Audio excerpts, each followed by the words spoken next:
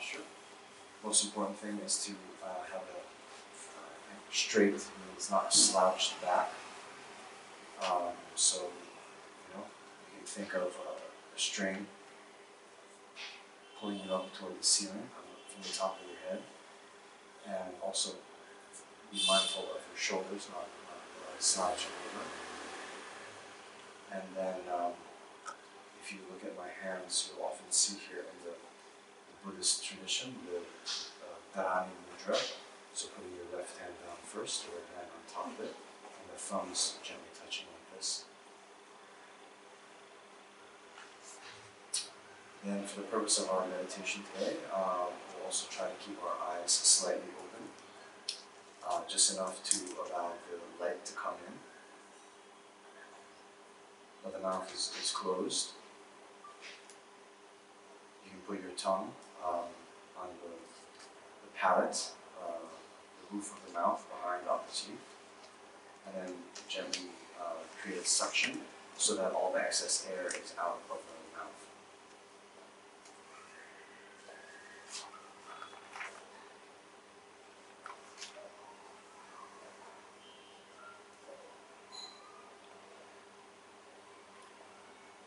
Now we can start scanning the body from head to toe and just do a quick scan and trying to identify any points of tension that we're holding. So particularly along the facial muscles, around the eyes, around the mouth. Make sure that none of those muscles are clenched.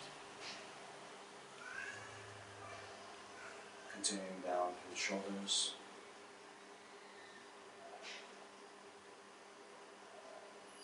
If we find any pockets of tension, we can just direct our minds there and consciously try to release the tension.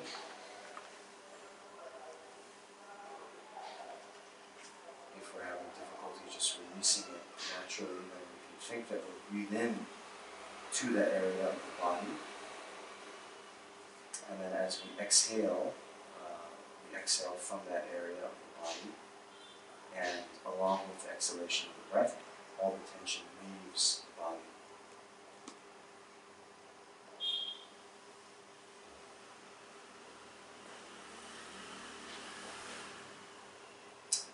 Then continuing down through the arms.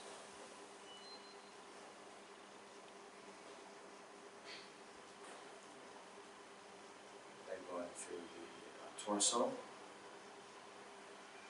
front, chest, stomach,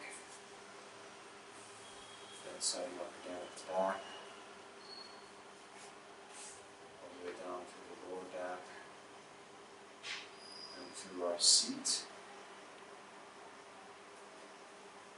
and then through each of the legs individually.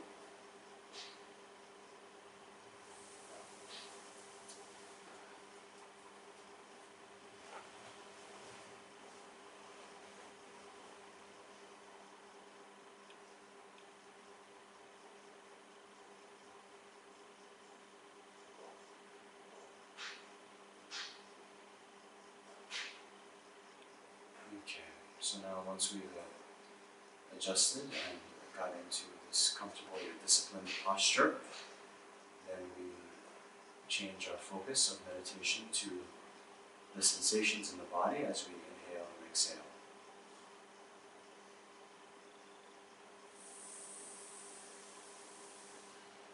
So if I were to ask you, how do you know that you're breathing right now? You can notice that there's some physical manifestations in your body associated with inhalation and exhalation. So first try to notice that as we inhale, the abdomen expands. Might come into contact with our clothes. And then as we exhale, it contracts, it falls.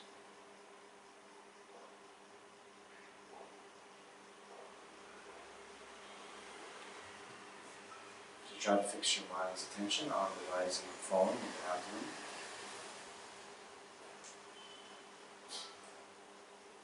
here we're just working with the natural breath as it is.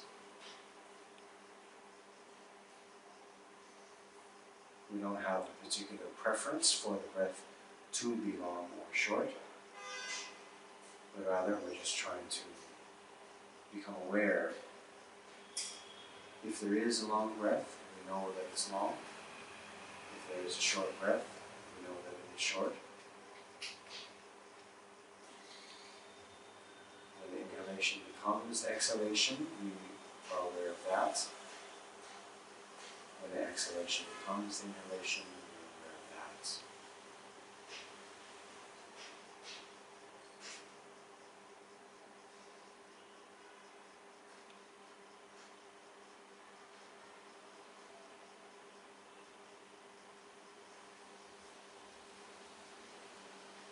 So as we try to focus on the breath, then other appearances might come to the mind, but we don't follow after them.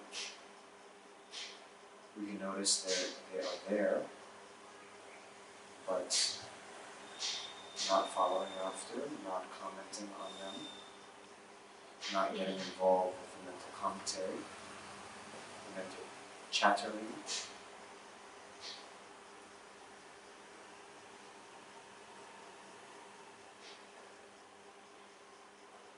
And just like drawing on the surface of water, the second after you draw, the drawing dissolves back into the ocean, the water.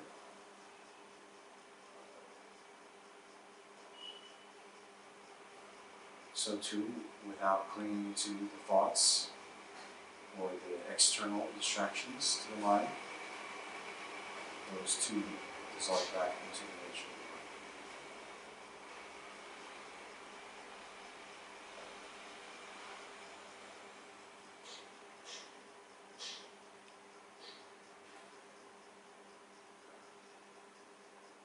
So we'll continue like this for 4 more minutes.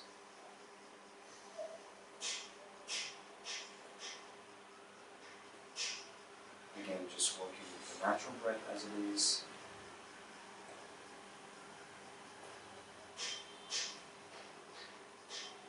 And not following after the other appearances of the mind.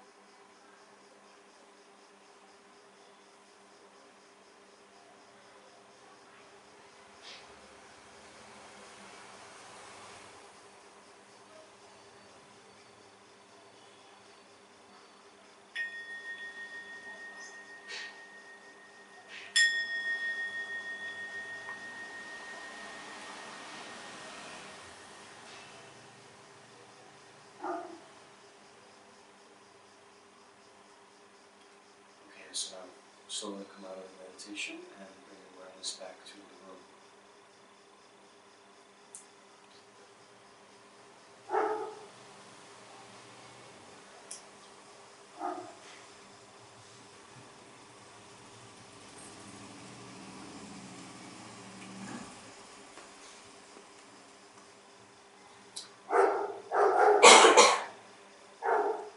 So our newcomers, the instructions for doing that meditation were clear enough and complete enough that you know how to do that.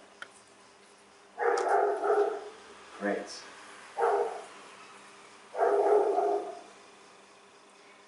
The people who've been here before, although you've gotten the instructions a long time ago, do you do that meditation?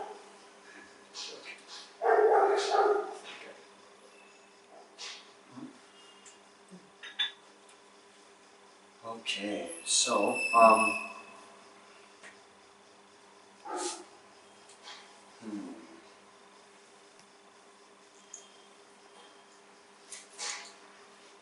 what should we do? Do we need a general overview? Have you been studying before? I heard you say Naropa and Taropa, so I think you've studied something before, right? I like reading the biographies of leaders. They are very inspiring. I like Papa Bodhisattva, and Yes. I want to know more about it. How to implement it in life. Wow. Thank you. Okay. Okay. So, we're going to do a medium length general introduction. Okay? Just to set the context. Okay? But before we do, let's just take one moment. I always emphasize this. I've already emphasized this during our environmental discussion. But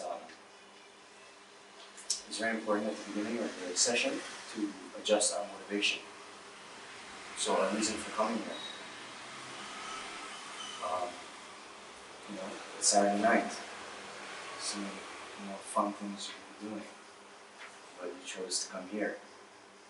So why is that?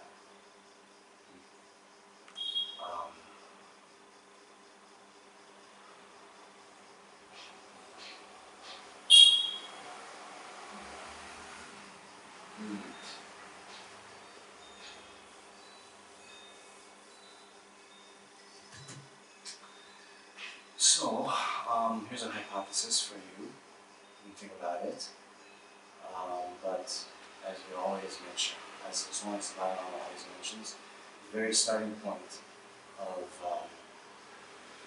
what we're doing here is based on the observation that all beings, including ourselves, want to have happiness and want to avoid suffering. And when we look into our lives, of course, there is some benefit, some happiness that comes from having nice surroundings, eating nice food, being involved with good friends, having a good job, and so forth. But, well, although there is some happiness and well-being that does come with the external development and the development of our physical, material comforts, that alone is not sufficient to bring about the real kind of happiness, well-being, and peace that we're desperately seeking. Yes? And we know this when we look in the world and we see the people that have everything that our society tells us is the formula for happiness. Our celebrities, Bollywood or cricket, whichever you want, right? Rich, famous, powerful, Nonetheless,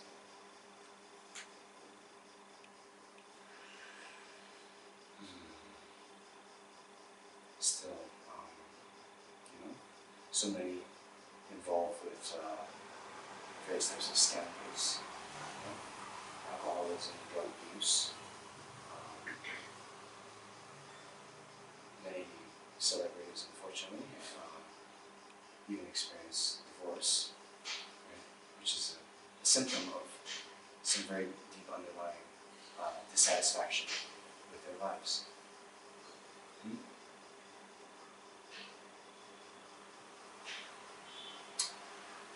And then on the flip side, today and throughout the centuries, we can read the biographies of these great masters who, if you have heard of the great Tibetan yogi,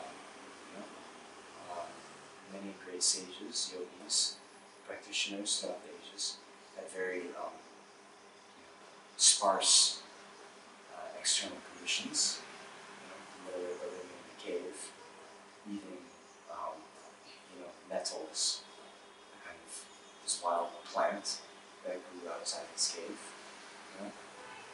having one piece of cloth that he wore until it disintegrated. And of course, many others living very simple, humble lives in terms of their external conditions, yet being very, not just content, but achieving a real lasting, deep sense of well-being, happiness we would call it, enlightenment even, that is not dependent on our external conditions.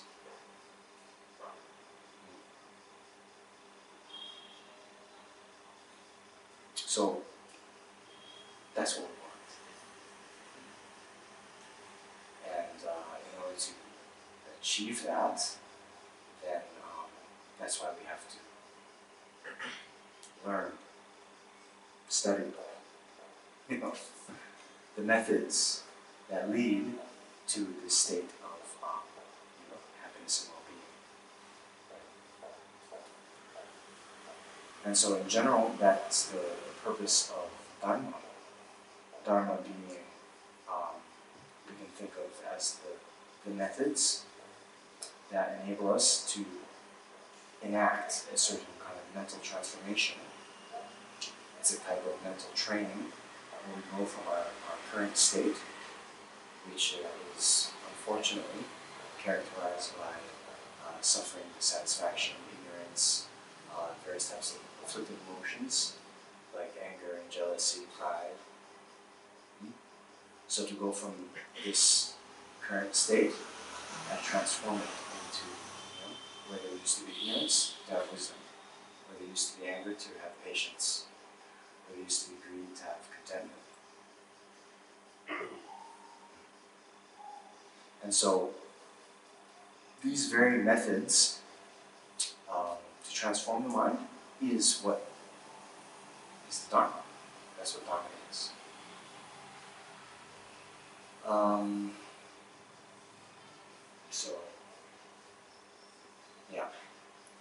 In general, Dharma is the methods to transform the mind.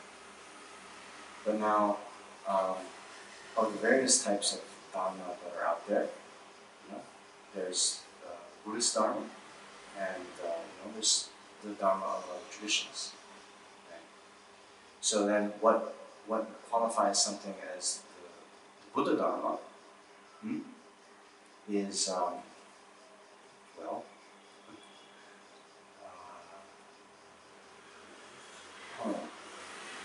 maybe we can say that in general, to make something Buddhist means it has to be conjoined with this thought of going for refuge to the Buddha Dharma and Sangha. Right? But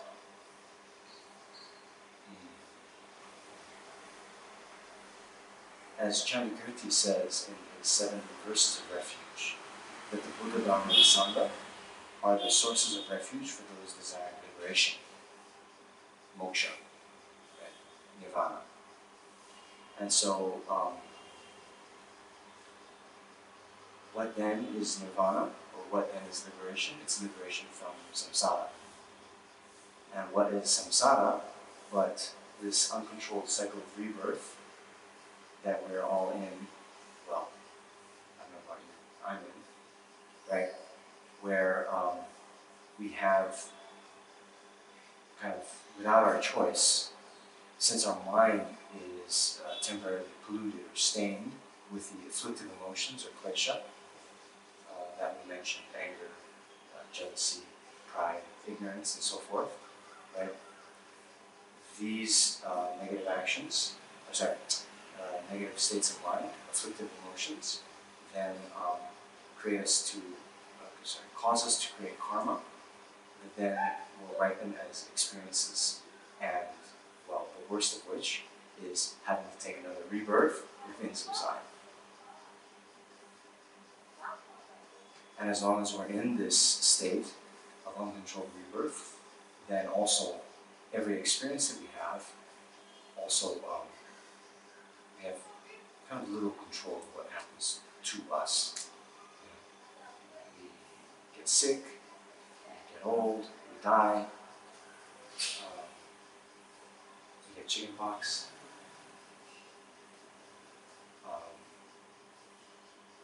Not because we ask for it, but because, well, fundamentally, it's because we haven't gotten liberation from samsara yet.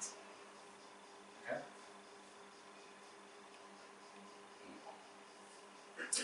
And so,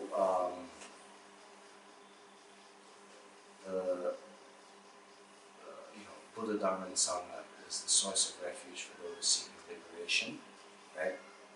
So, if we want to be free of samsaric rebirth, then we need to abandon the causes of samsara, right? So, since we define samsara as the uncontrolled process of rebirth due to our karma and our afflictive emotions, karma and afflictive emotions are the causes of samsara. If you don't want to have samsara, you have to get rid of the causes. And of those two main causes, karma and afflictions, actually the more important one is the afflictive emotions. And of all the ones that exist, there's presentations of 84,000 afflictions. But the root of all of it is, well, the ignorance. But again, ignorance can be of many different types. But the ignorance that's the root of samsara is the ignorance that misapprehends, misconceives about how ourselves and other phenomena exist. You understand? How ourselves or other phenomena exist. Okay?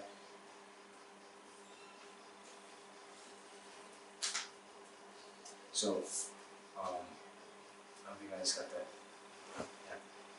The significance of this word, how things exist. Okay?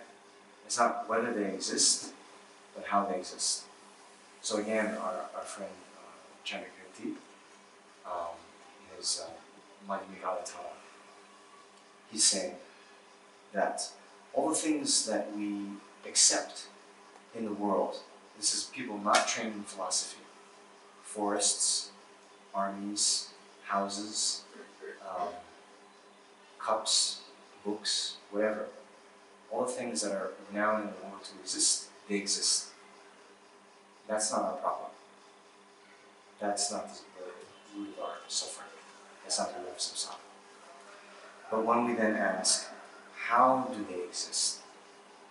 Right? Then it's a little bit more tricky. So if we were to ask, yes, there's a book in my hand, but how does it exist? Does it exist objectively, independently? Does it exist, separate from the mind who is reading it or apprehending it.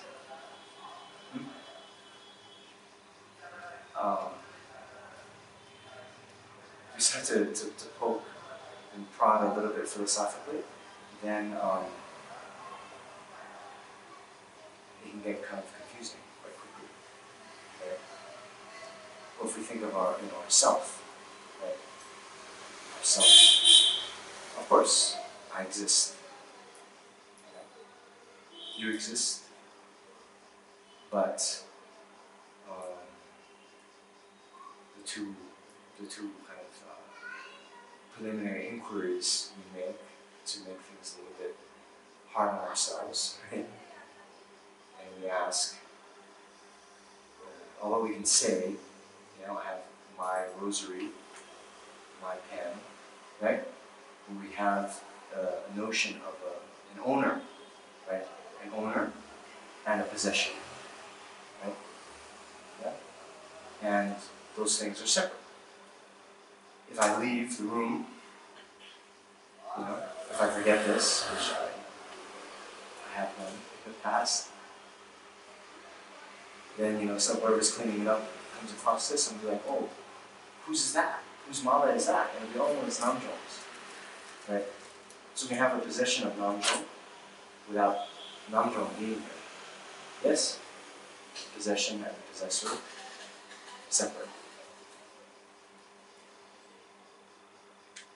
But then when we talk about, my body and my mind,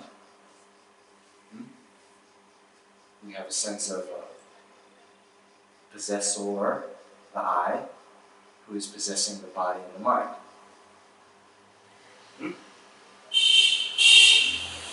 Hello, this is on. Then, this I then, that is the possessor of the body and mind, can we find the owner of the body and the mind separate from the body, the possessions, the body and the mind?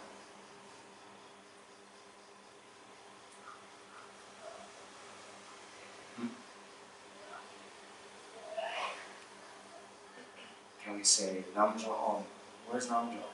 Oh, Namjong's body is in Dongberg, but Namjong went to Goa.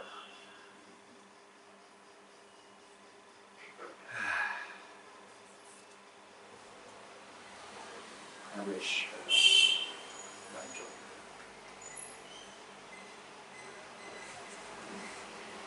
Anyway, something to think about.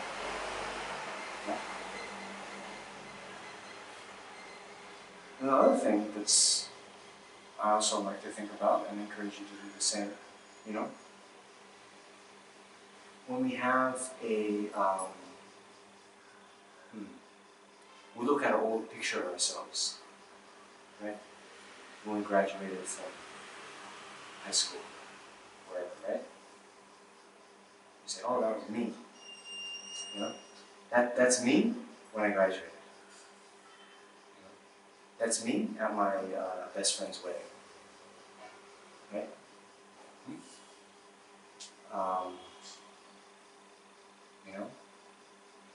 When I retire, I'm going to move to Goa. Right? We have a sense of an I, right?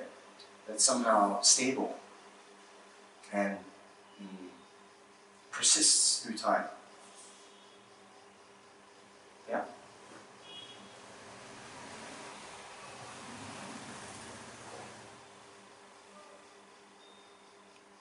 Yet.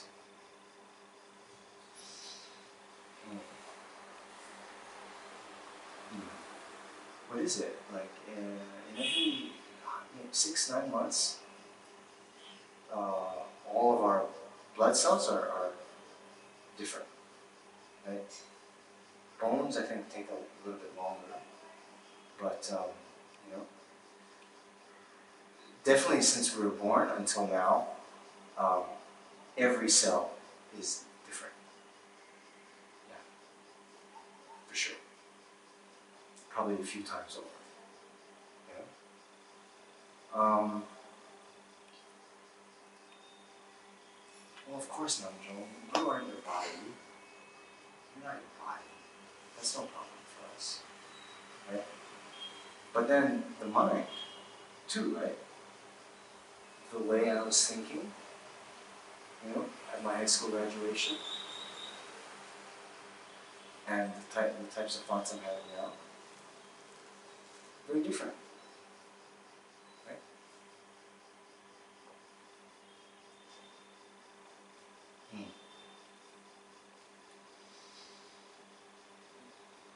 So I'm not just saying this to be kind of like causing trouble with you guys. The point of this is, you see, this way we conceive ourselves, how it then becomes the root of all of our suffering.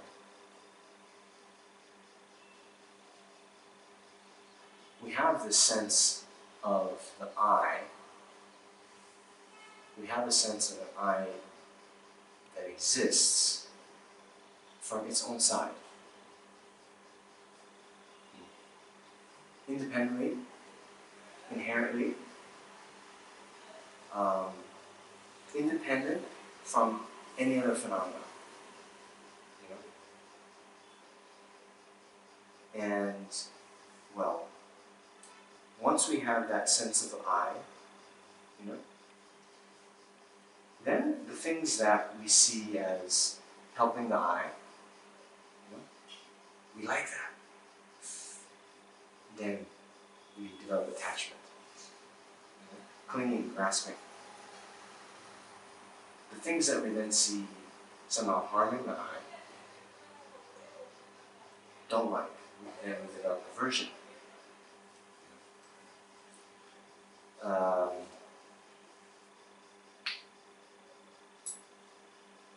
Then, as Dharmakirti says, right?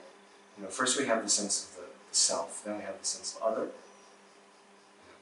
Then all the other mental faults arise in conjunction with that.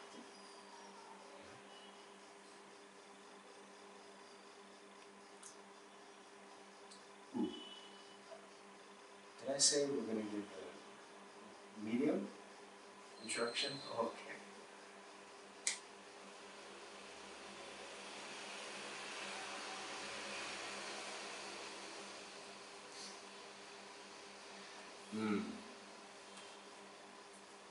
So then,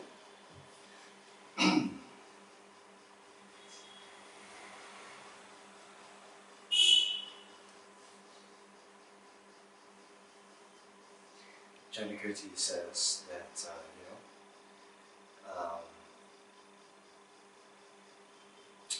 the yogis see that the whole root of our suffering is based in the false view of the self. So the yogis then try to refute that self. You understand? So the self exists, the I exists. But the one that we think exists,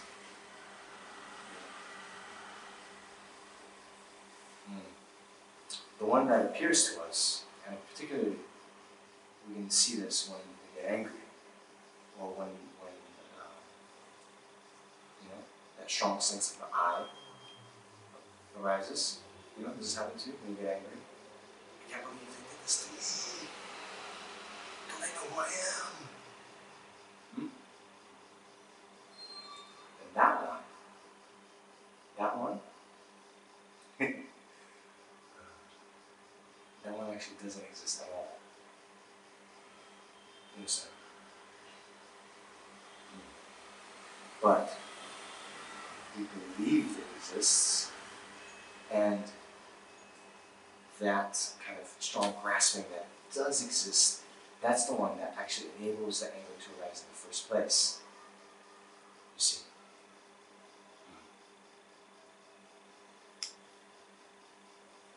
So then, what Chandrakirti is saying, you know, He actually calls it the view of the perishing aggregates, but I just call it the view of the self. Perishing aggregates, okay, the aggregates are the skandha, right? Basically, it's the body and mind. Perishing means it's disintegrating moment by moment, right? Changing moment by moment. You see this every, everything is in constant flux, right? So those aggregates are the basis upon which we designate the I, and it's perishing moment by moment. Yet the view of the perishing aggregate holds that there is a kind of stable, eternal, independent I. Somehow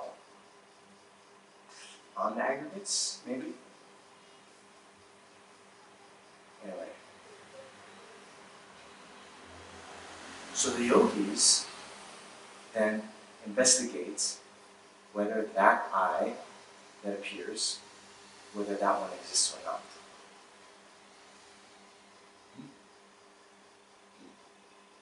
So now, when we investigate, we should say, the yogis investigate. When we investigate, we just become confused. But when the yogis investigate, it's like there's an object held onto and believed in and trusted by this mind, grasping onto the self. And so they investigate, does that self exist or not? What happens at the end of that investigation? They realize that that self, that this mind believed in, held on to as real, doesn't exist at all. Okay? Then, when you discover that one doesn't exist, the mind that held on to that also goes away.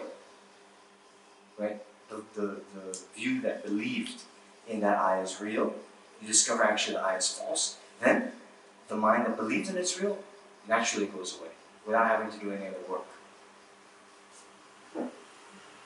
Right?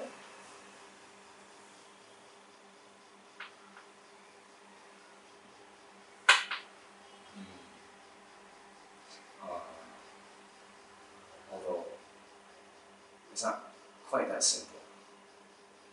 Because, anyway, we have predispositions that we've believed in that I since beginning of samsaric time. So, once we discover that I doesn't exist, we'll no longer have a kind of intellectually acquired kind of, I think that I exists. But to actually gain liberation from samsara, we have to uproot even the seeds, means the potential for that mind to arise again. Here we're getting a little bit technical, but that's why you invite me. Anyway, so you guys got me? So then, the Buddha Dharma and Sangha are the sources of refuge for those desiring liberation. That's why I'm talking about all this. Right? Liberation, then, is getting rid of that false view of the I. To get rid of a false view of the I, you have to discover the truth of the I. To discover the truth of the I, you have to overcome, the belief in the false appearances. Right? And so here's the challenge for us.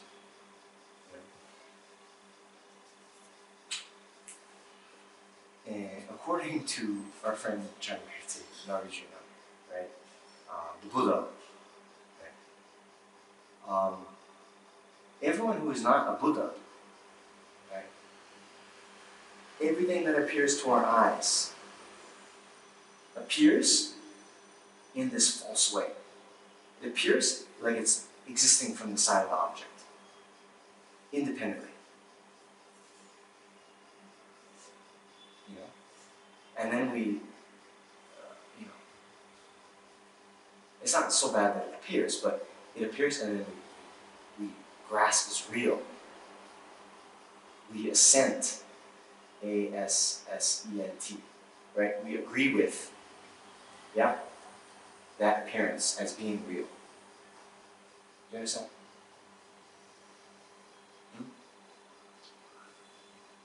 So that makes it a bit tough for us, right?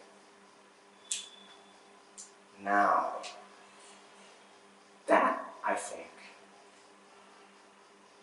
you know, as Aryadeva says in the 400 stanzas, see, those of little merit do not even doubt this doctrine. It means the doctrine of emptiness. Okay? That means those of little merit, we can say maybe 99% of the world. I don't know, right? You never even think to question how things exist, right? I was told, the people, the film The Matrix, right? So like before, all the actors before they filmed The Matrix, I heard they were given Nagarjuna text to read. You heard of it? I have to check if that's real or not. But it's kind of like that, right? Like,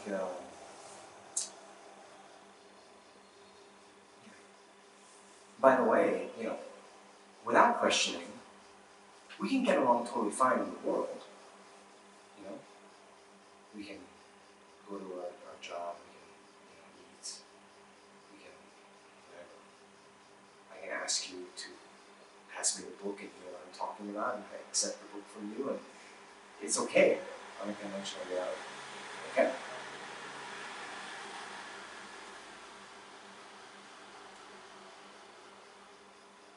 But my point is,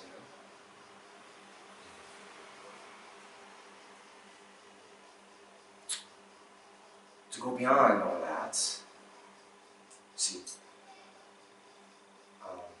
we have to entertain doubt. Okay? Those with little merit don't even doubt this doctrine, means they don't doubt. They don't doubt that how things appear to them is actually how they exist. It doesn't even come up that they would question that. Right? Seeing is believing. But Aryadeva continues, says, but even to entertain a doubt about emptiness will tear the foundation of samsara to shreds. Understand? So why? Because if we're not just satisfied with appearances, and say, wait a minute, let's investigate, let's see what's going on here. Then, the more investigation, what should be findable, if the appearance is in accord with reality, right? Then when we search on the basis of those objects, we should be able to find them. But we don't find them. We search more, we don't find. And we go down this process.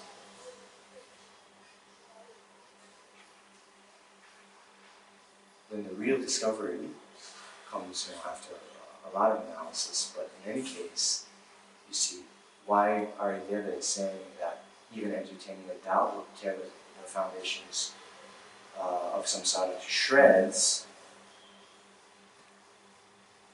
Because, see, once we go down that road of analysis, and we just persevere,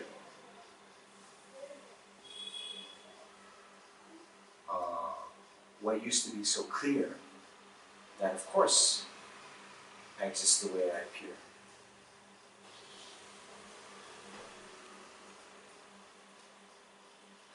Then we don't find. And then the more we question, eventually we can arrive at the truth. Right? And that realization of the truth is then what leads us to getting rid of samsara, abandoning samsara. Okay?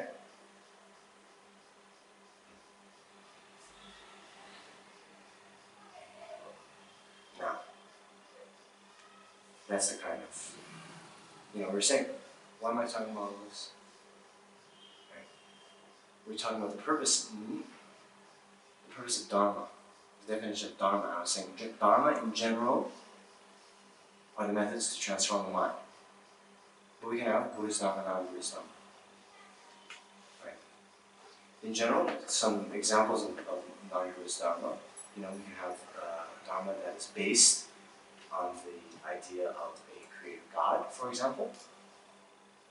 And then, based on that, people can think about having love and compassion for all of their brothers and sisters, for all sons and daughters of the same creator, right? And that way, their afflictions can be reduced. So, in general, it's Dharma. However, without discovering the truth of how our self-knowledge phenomena exists, then there's no liberation from samsara. And since this truth about the reality is the kind of unique, can we say, the unique teaching of Buddha, the concept of shunyata, of emptiness, is the unique teaching of Buddha. That's why the Buddha Dharma and Sangha is the object of refuge for those desiring liberation. You understand?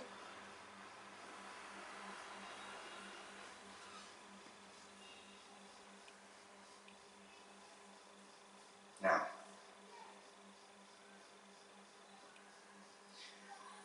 even within the Buddha Dharma, and you'll find different schools, different traditions, and even different motivations for practicing. And with different motivations for practicing, also there's different kind of goals or realizations one can achieve. Right? So, as I was talking about this liberation from samsara coming from the realization of how our self-knowledge phenomena exist. Yes? So with that realization, one can be free of samsara, one attains liberation, one attains what's called pratimoksha, individual liberation. Yeah. Good. But so what was your name again? Garima. With a G. Garima.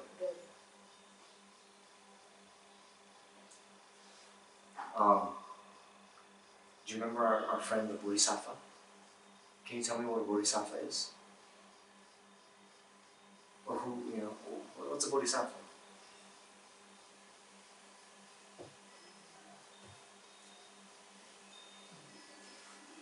Okay, what's Bodhi?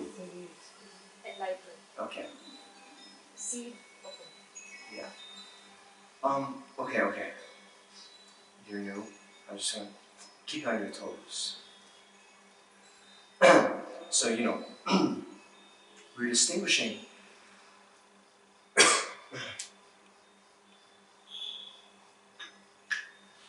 between the mere individual liberation from samsara, the pratimoksha, with samyak sambuddha, or the complete enlightenment.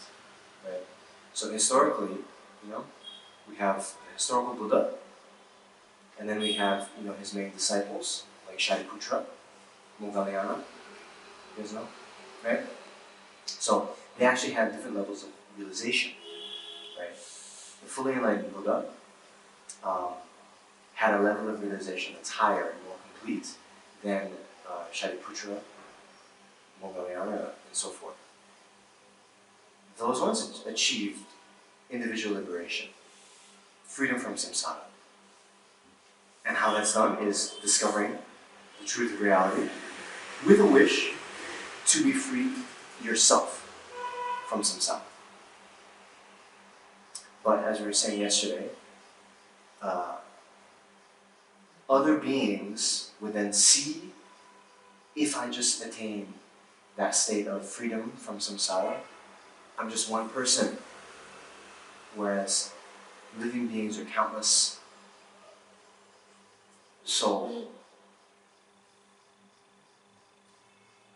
my own individual liberation from samsara is not that big a deal, actually. Right?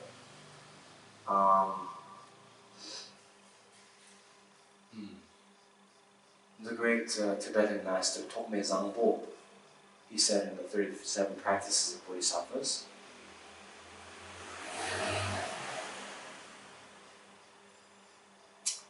when your mothers, who have cared for you since time without beginning, are suffering, what is the use of your own happiness?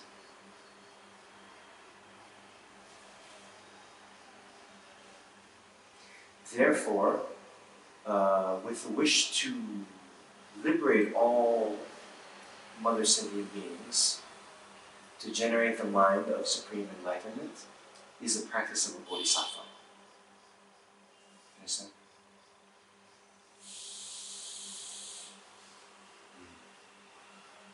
So, you guys understand? Really? Great.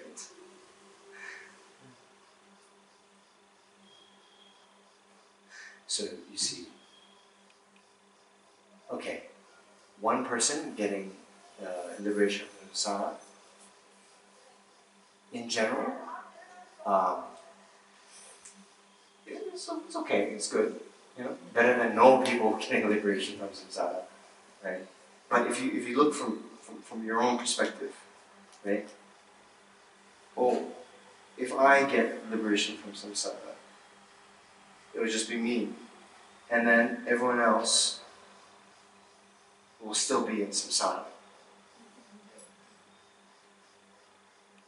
And everyone else, by the way, you've been my mother, you've been my mother, so many times, you know? And every time, you know, you've been my mother, you've been my mother, you showered me with so much kindness. You know? So now, am I going to abandon my mothers and say like, see you, you know, I'm going off to the great expanse of nirvana, good luck, you know, with samsara? Huh? No way. So, see, when all mother sentient beings that are still suffering in samsara, you know, what's the use of my own happiness, right? These bodhisattvas think like this.